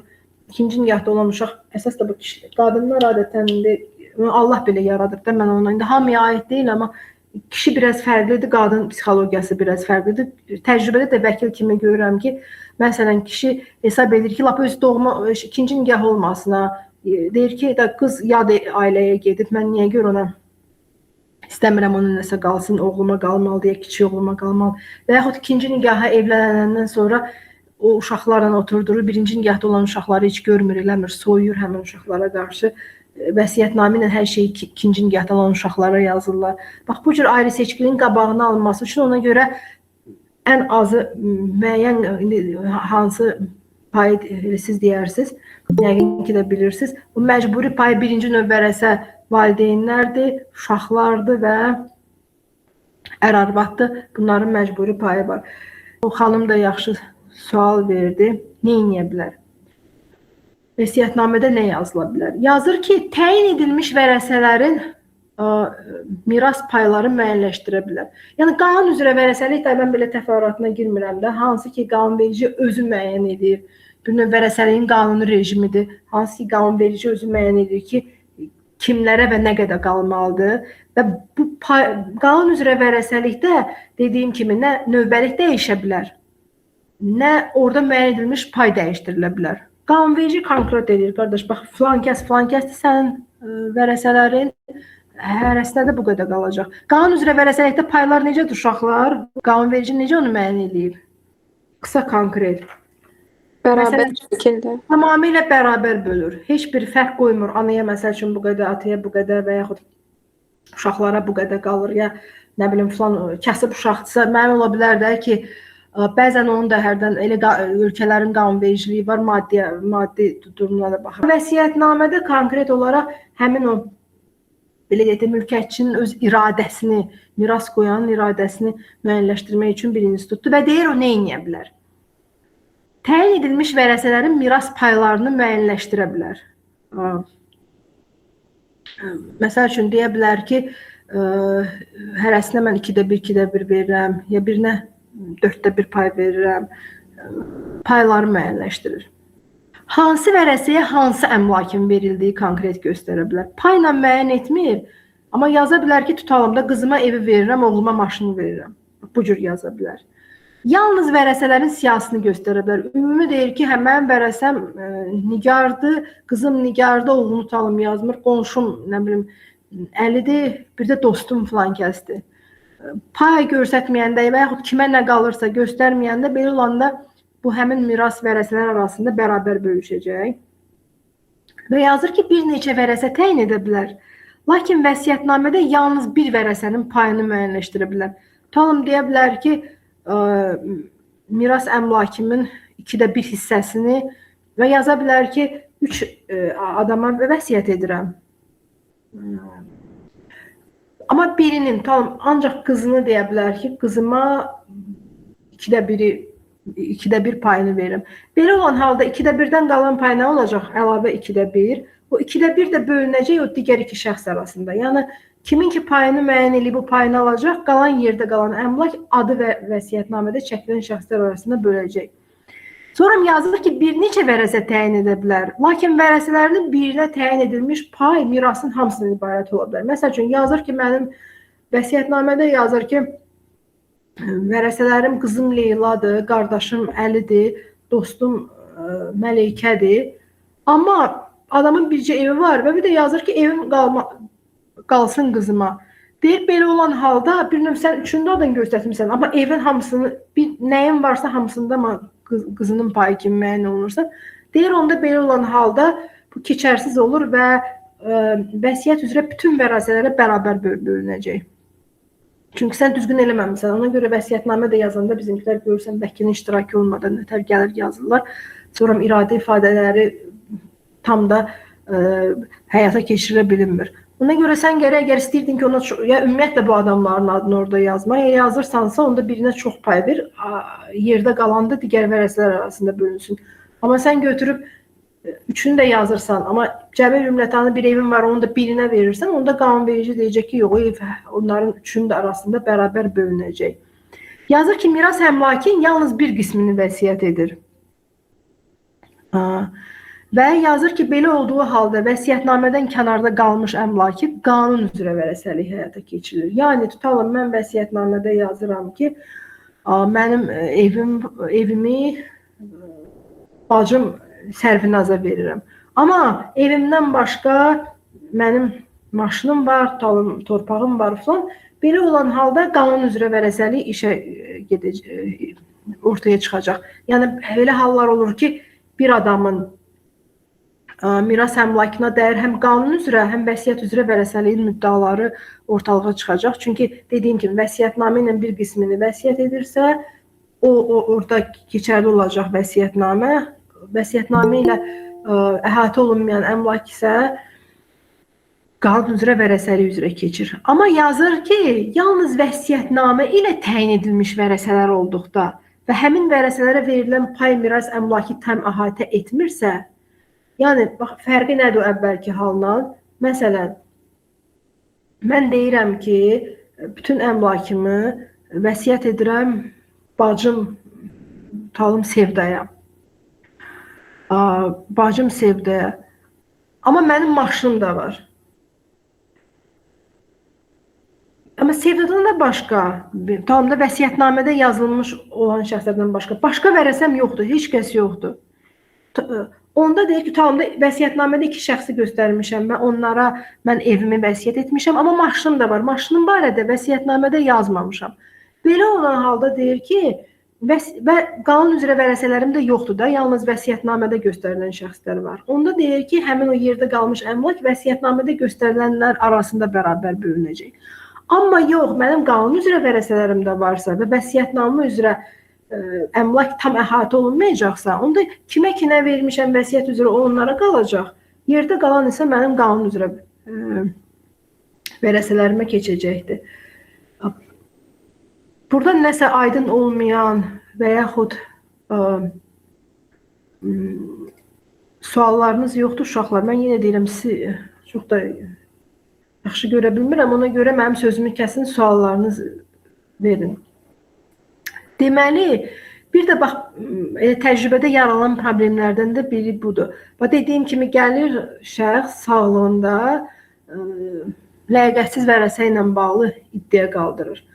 Amma qanunverici bax elə o əvvəl xanım qızın verdiyi suala da yazır ki, vəsiyyət edilən qanun üzrə vərəsələrdən birini, çünki nəyə görə qanun üzrə yazır? Çünki zaten vəsiyyət üzrə vərəsə belə deyək də, sən vəsiyyətnamədə yazmırsansa, o vərəsə kimi, fiqur kimi ortalığa gəlməyəcək. Amma Talım bax, xanım yaxşı sual verdi ki, birdən ola bilər ki, birinci növ vərəsə imtina edə bilər, amma istəmir də ki, ikinci növ vərəsəsinə keçsin. Məsəl üçün istəyir ki, bax, bacısı var, birdən birinci növ imtina eləyər, nə olarsa bacısına qalmasın. Ona görə deyir ki, vəsiyyət edən qanun üzrə vərəsələrdən birini, yəni vəsiyyətnamə həm də kiməsə əmlak vermək, onun payını müəyyənləşdirmək demək deyil. Vəsiyyətnamə ilə həm də siz qanun üzrə vərəsələrdən birinin mirasdan məhrum edə bilərsiniz. Ola bilər, heç orada yazmayasınız ki, kimə nə düşür. Vəsiyyətnamə nədən ibarətdə ola bilər? Gələ bilər ki, reallıqda belə vəsiyyətnamə heç az-az görürsə. Gəlib yaza bilər ki, məsəl üçün, mən hadisələrin hər necə cərəyan olmasına asılı olmayaraq, bacım solmazı vəsiyyətnamədən məhrum ediləm. Belə olan halda nə olacaq? Məsəl üçün, birinci növ vərəsə oğlumdur, oğlum imtina eləyir. Kim olmalıdır? Solmaz. İkinci növdə bacım. Bacımı da mən vəsiyyətnamədən məhrum etmişəm. Deməli, kim olacaq burada artıq vərəsə? Dövlət. Cavab, üçüncü növ vərəsə gəlib çıxacaq. Deməli, vəsiyyətnamədə siz qanun üzrə vərəsələrdən birini və ya hamısını vəsiyyətnamə ilə mirasdan məhrum edə bilərsiniz. Və yazır ki, bunu əsaslandırma borclu deyil. İndi sizə belə bir sual verim. İkinci növ vərəsənin vəsiyyətnamə ilə məhrum, burada yazır qanun üzrə vərəsələrdən biri də, yəni bu birinci növdə ola bilər, ikinci növdə ola bilər, üçüncü növdə ola bilər. Tamam, vəsiyyətlə birinci növ vərəsəni məhrum etməklə, məsəl üçün 2, 3, 4, 5-i məhrum etmənin fərqi nədə olacaq? Hüquqi nəticələrdən söhbət gedir. Birinci növ vərəsələrin məcburi pay hüququ qalmaqda davam edəcək. Tamamilə düzdür. Sən yəni neynəsən də, məhrum etsən də, bunu əsaslandırıb tam məhrum edə bilməyəcəksən. Çünki yalnız və yalnız birinci növ vərəsələrin məcburi payı var. Amma vəsiyyətnamə üzrə 2, 3, 4, 5-i tamamilə mirasdan məhrum edə bilərsən. Birinci növbə də məhrum edə bilərsən. Necə? Yəni nəticədə gətirib onu məcburi payla belə deyək də məhdudlaşdıracaqsan. Amma digər növ vərəsələri məhrum etdinsə, artıq onlar ümumiyyətlə vərəsə ola bilməyəcəklər və əsaslandırmağa borclu deyil. Yəni orada onun səbəbi ki, Talım qardaşım mənə baxmırdı, pis adam idi və yaxud aramız pisdir, onunla bağlı hər hansı bir. Yəni bu sadəcə elə onun iradə ifadəsi yetərlidir də. Bunun üçün sabah sizi məhkəmə, notarius, Talım bununla bağlı mübahisə olduqda, hə bunu sübut elə, niyə görə bunu eləyib? Bu məsələ qaldırıla bilməz. Sual vermək olar. Soruşmayın, elə o saatda verin. Bəli. Tamam, çox sağ olun. Yəni bəs birinci növ vərəsə tutaq ki, layiəqətsiz vərəsə elan edilmişsə, o halda da məcburi pay alır. Ona toxunduq. Digər kim cavab verə bilər bu suala? Birinci növ vərəsə uşaqlar layiəqətsiz vərəsə elan edildikdə məcburi pay qalır, qalmır? Hə? Qalmır məncə. Məncə yox. Kim dəqiq deyər?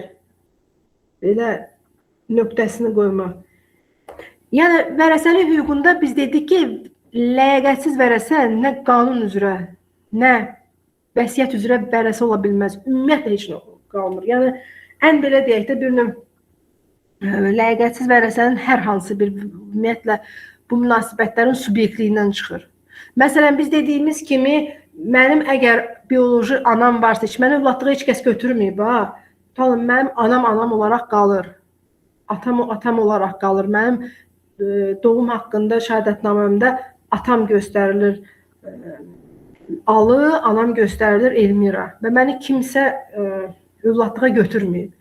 Amma bu adamlar mənə pis davrandıqlarına görə vərəsəlikdən məhrum ediliblər.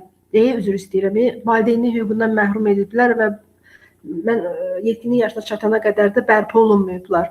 Amma mənə icazə verir ki, mən götürüm, mən ölsəm onlar qanun üzrə vərəsə olmayacaqlar, amma mən sağlığımda vəsiyyətnamə yazsam, onlar vərəsə ola bilərlər. Düzdür, məcburi payları da olmur, çünki qanun üzrə vərəsəlikdən çıxıblar axı. Amma hətta vəsiyyətnamədə mən yazsam ki, mən oğlum neynir eləsin, filan ay belə, ay elə, mən yenə də ona nəsə oğluma filan qədər əmlaki qoyuram. O adam sonradan digər vərəsələrlə layiəqətsiz vərəsə elan olunsa, artıq ona vəsiyyətnamədə göstərilən də hüquq qüvvəsini itirəcək. Yəni, layiəqətsiz vərəsənin heç hansı bir hüququ, o cümlədən də məcburi payı olmayacaq.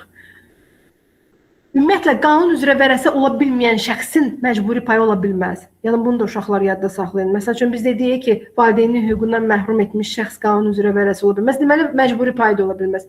Çünki məcburi pay yalnız o şəxs da ola bilər ki, bu qanun üzrə vərəsə olsun və birinci növ qanun üzrə vərəsələrə aid olsun. Gəlin, biraz məcburi payda olan məsələlərə də diqqət yetirək.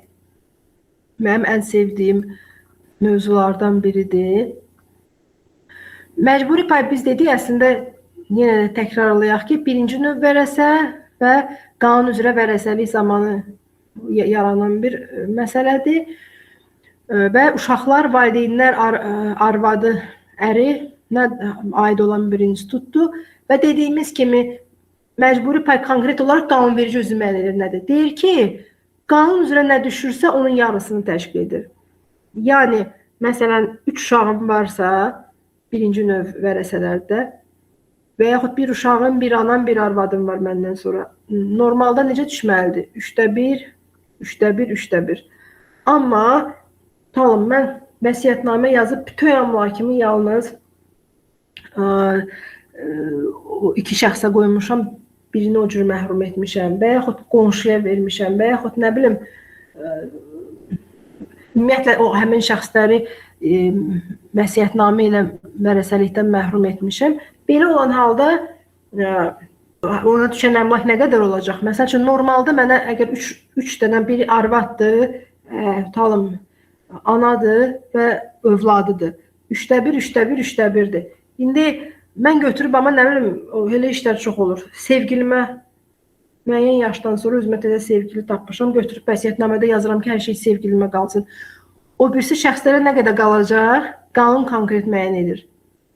Payla nə qədər qalacaq? 50%-dən çox olmayan pay. Nə qədər? Bax, konkret müəyyən edir. Bax, normalda. Bax, bir müəyyən edin də. Bax, bir evim var.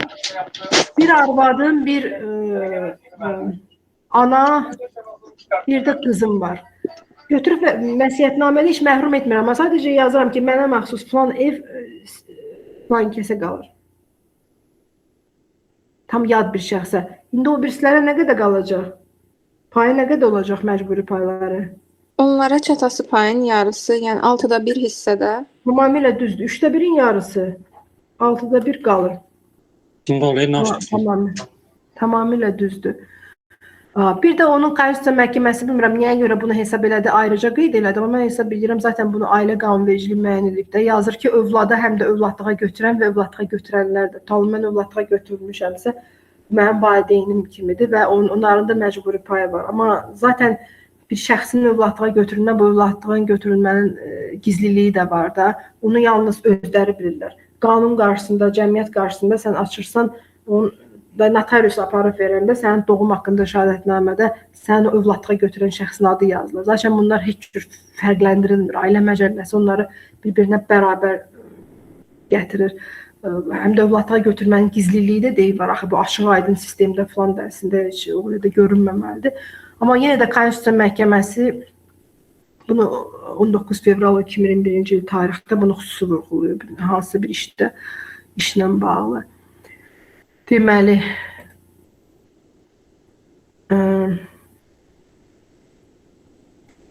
bax, misal kimi demək istəyirəm, bizdə nə qədər vaxt qalıb? Biraz vaxtımız az qalıb. Bizim vaxtımız nə vaxta qədərdir?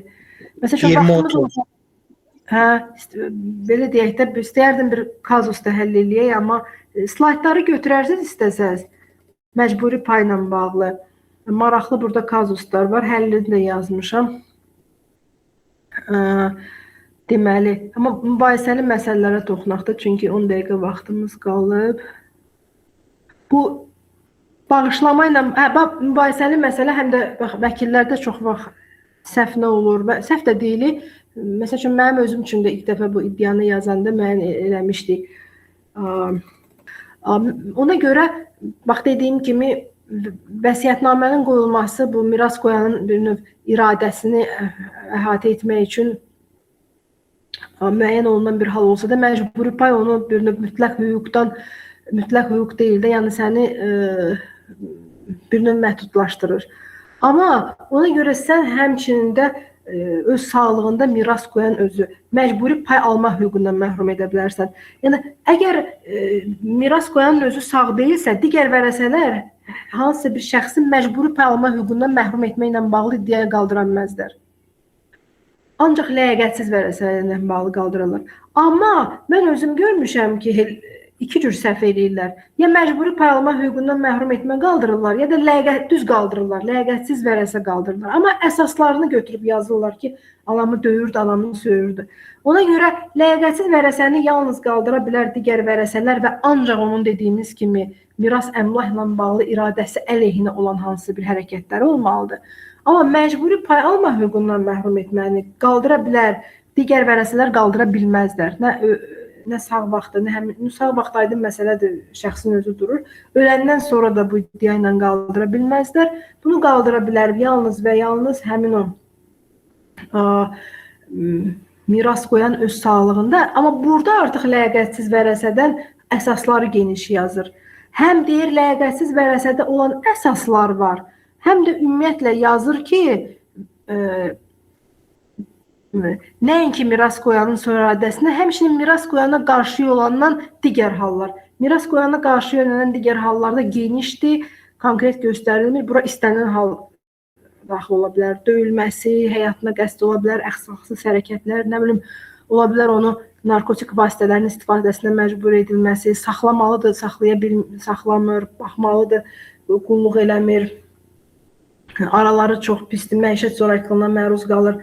Yəni, miras qoyaşı qarşı yönələndə görürsünüz necə genişdir. Amma sadəcə bunu belə deyək də, məhkəmədə sübut edilməlisən və bu əhəmiyyətli bir hal olmalıdır. Sırf bəhanə olaraq, mən məsəl üçün, ikinci nigahdan olan uşağımı hər şey qalsın deyə, birinci nigahdan olan uşağımı məcburi paydan məhrum eləmək üçün yalandan bir hansısa əsas fikirləşim, deyim ki, hə, və bunu sübut eləyə bilməyim, yaxud qərəzli bir-iki şahid gətirim, əlbəttə bu olmayacaq. Buna dair sübutlar təqdim eləməlisiniz. Məsələn, cinayət işin başlanması haqqında qərar ola bilər, ya hökm ola bilər, ya məhkəmənin inzibati xəta ilə bağlı qərar ola bilər. Dediyim kimi, anasına aliment ödəməlidir, ödəmir, icraçının verdiyi kağız ola bilər. Sonra məişət zorakılığı ilə bağlı müraciətlər olub, qısa müddətli ya uzun müddətli mühafizə orderləri ola bilər. ekspertizaya gedə bilər, ekspertizanın qərarı ola bilər, üzərində hər hansı bir belə deyək də işgəncə və digər halları sübut eləmək. Yəni bu sadə deyil, bunları məhkəmə çox həm bu qarşı yönələn hərəkətlər qərəzli olmamalıdır, müəyyən bir ağırlıq dərəcəsinə çatmalıdır, həm də əlbəttə ki, sübuta yetirilməlidir. Baxın, biraz da problemlər nədə yarandı? 2023-cü ilə qədər, bax, indi də bu hal qalıb, çox maraqlı bir hal oldu. Əvvəl bilirsiniz də, bilməm, bəlkə də bilmirsiniz, amma mirasın qəbul edilməsi mütləq qayda şərtləndirilirdi müddətlə. Sən yazırdı ki, 3 ay ərzində gəlib qəbul etməlisən, 3 ay, 6 ayda notarius uzadilə bilər, amma 6 ay ərzində sən qəbul etmədinsə artıq hesab olunurdu ki, sən bunu imtina eləmirsən və halbuki imtina institutda var idi və sən ancaq məsəl üçün üzürlü səbəbdən buraxmısansa, tutalım mən Amerikadaydım, qardaşım da deməyib ki, atamız ölüb, üstündən 1 il keçib mirasın açıldığı vaxtdan mən gəlirdim, həm məhkəməyə verirdim, sənədləri sübut edirdim, məhkəmə həmin o ötürülmüş müddətini bərpa eləyə bilirdi. Amma sonradan Konstitusiya Məhkəməsinin o məlum qərarı qəbulu ilə bağlı 26 dekabr 2003-cü qərarı dedi ki, xeyr də, yəni artıq o 1246-da 1273.1 falan onları Konstitusiyanın 29-cu maddəsini zid hesab edərək Konstitusiya zid hesab elədi və qüvvədən düşmüş hesab elədi. Əslində bu, biraz özüm də fikirləşirəm ki, illərlə biz bu maddələrlə tamamda vərəsəlik münasibətləri tənzimlənib. Çox maraqlı oldu ki, niyə görə bu normal adi qaydada qanun qəbul edib bunu qüvvədən salmadılar? Niyə Konstitusiya Məhkəməsi bunu Konstitusiyaya uyğun olmayan hesab elədi? Çünki belə çıxır ki, biz bu müddalar Sovet hökumətindən də əvvəl, Sovetdən də sonra və düz 2023-cü ilə qədər bizim mülki məcəllələrimiz bu cür təsbit edib də. Belə çıxır ki, bu biz illərlə ərzində qeyri-konstitusiyon normaları tərtib eləmişik. Yəni, biraz mən hesab edirəm bir hüquqşünas kimi mənə çatmır. Niyə görə bu konstitusiya uyğun olmayan hesab olundu? Sadəcə, məsələn, onu Milli Məclis qanunla qüvvədən düşmüş hesab eləyərdi və dəyişiklik eləyərdi. Və burada bir maraqlı bilirsiniz nə məsələ var. Amma ümumiyyətlə yaxşı da bu indi qalsın qırağa. İndi bu cür dəyişdilər. Qüvvədən konstitusiyaya uyğun olmama əsası ilə tutalım qüvvədən saldılar. Amma onun ikinci hissəsi mən hesab edirəm ki, tamamilə düzgün deyil. Yazır ki, birinci cümlə düzgündür. Yazır bu qərar qüvvəyə mindikdən sonra yaranacaq vərəsəlik münasibətlərində şamil olur. Yəni ki, tutalım bu qərar qəbul edəndən sonra vərəsəlik münasibətləri yarananda artıq, amma ondan əvvəl tutalım olubsa, deməli o müddətlər qüvvədədir. Amma yazır ki, və hazırda məhkəmələrin icraatında olan mübahisələr. Bu o deməkdir ki, yəni ola bilsin münasibətlər yaranıb Konstitusiya Məhkəməsindən əvvəl, amma nətərsə mənim şəxsən, siz deyirsiniz belə nadir olub, amma mənim öz şəxsən icraatımda belə bir iş olmuşdu ki, illər əvvəl özü çox haqsızlıqlar yaradır uşaqlar. Deməli, vaxtilə bacı gedib mirası qəbul etməmişdi, qardaş qəbul edib artıq orada illərdir yaşayır, öz adına çıxarış alıb, kasıb da adamdır, yəni bu cür müəyyən olunub, bacı da ərə gedib, vaxtında qəbul etməyib. İndi durub Konstitusiya Məhkəməsinin qərarı qəbul etməmiş, bir mənasız əsasla göyə ki, əslində bu harasa ərizə vermişdi, filan bu cür bir iddia qaldırmışdı və gəldi bəxtindən elə çıxdı ki, bu Konstitusiya Məhkəməsinin qərarı qəbul olundu. Və artıq belə çıxır ki, onun belə deyək də müddət şamil edilmir axı yeni qərarla, yəni müddət yoxdur. Sən imtina etməmisənsə qəbul etmiş sayılırsan. Və bu Konstitusiya Məhkəməsinin qərarı ilə kişinin 20 il əvvəl aldığı vərəsəlik şəhadətnaməsini və çıxarışını məhkəmə ləğv elədi. Amma bu ümumən düzgün deyil hər o aspektdən ki, bax, ümumi norma var da mülki prosessual məcəllədə. Mülki prosessual məcəllə nədir? Bir mübahisəyə məhkəmə baxarkən hazırki qüvvədə olan prosessual normalara istinad eləməlidir. Lakin mübahisə yarandıqda mövcud olmuş maddi hüquq normalarından rəhbər tutmalıdır. Burada amma belə çıxır ki, adam 20 il əvvəl artıq çıxarış alıb, adam 20 il əvvəl şəhadətnamə alıb, amma Konstitusiya Məhkəməsi baxanda 20 il əvvəl yaranmış münasibətlərə 2 gün əvvəl qəbul olunmuş maddi hüquq normasını tətbiq elədi. Yəni özü-özlüyündə bilirsiniz çox absurd yarandı. Həm də hüquqi müəyyənlik prinsipini pozdu. Bax mənim şəxsən kimsə istəsə verə bilərəm. Orada amma nə oldu? Birinci instansiyasında biz birinci instansiya artıq veriləndə Konstitusiya Məhkəməsində müzakirə gedirdi. Əslində onu birinci instansiyada dayandırmalıydı. Amma dayandırmadı, götürdü, rədd elədi ki, sən müddəti zaten ötürmüsən də, sən onu ötürmüsənsə artıq müşahidətnamə necə ləğv oluna bilər? Apellyasiya dedi ki, artıq müddət məsələsi yoxdur və Konstitusiya Məhkəməsi deyir ki, mənim icraatımda olan mübahisələrə yeni normaları tətbiq edilməlisən. Bu həm hüquqi müəyyənlik prinsipini pozdu. Elə bir ki, birinin bəxti gətirib lətərsi olub, ya bu barədə bilirmiş, yaxud təsadüfən iddia qaldırıbsa, buna pay düşəcək. Amma kimsə oturub evində bununla bağlı iddia qaldırılmırsa, o vərəsə olmayacaq. Və yaxud da 20 il əvvəl olan mübahisələrə sən ana əsas normalardan da ki, mübahisəyə baxdığı vaxt və o normada qüvvədə axı konkret olaraq deyir ki, mübahisə olduğu vaxt qüvvədə olan maddi hüquq normaları təsbih olunmalıdır. Amma sən 20 il əvvəl olmuş məsələlərə götürüb 3 gün əvvəl tutalım qəbul olmuş qərarın müəyyən etdiyi qaydalara əsasən məhkəmələrə qərar çıxartdırırsan. Yəni hesab edirəm ki, ümumiyyətlə ancaq heç olmasa o ikinci hissəsi qərar qüvvəyə mindikdən sonra yaranacaq vərəsəlik münasibətlərinə şamil edilməli qalmalıydı. Bir də uşaqlar nəyə demək istəyirəm onu da bilin. Bax, bilirsiniz də, əgər miras qoyan əgər əmlakını bağışlayırsa, həmin əmlakin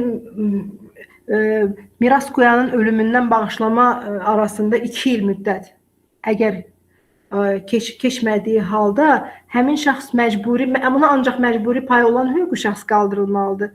Və məsələn də, bax, belə misal kimi deyim ki, mən sağlığımda götürüb maşınımı bağışlayıram qonşuya. Bağışlayıram və bağışlayandan sonra 2 il keçməmiş ölürəm. Öləndə mənim oğlum,